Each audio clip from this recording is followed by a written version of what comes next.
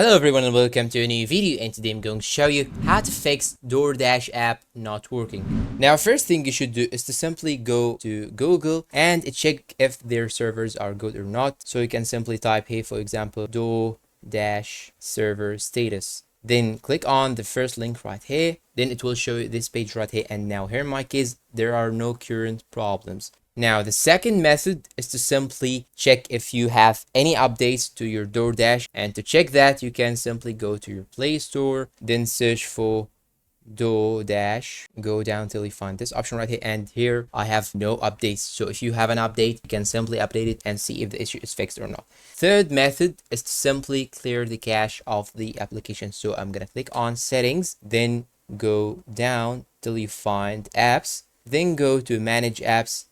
Or you can simply from the beginning search for DoorDash, for example, then choose the application. And here, as you can see, you can click on storage, then you can click on the cache right here and clear the cache. Click on clear right here, then you can clear the cache.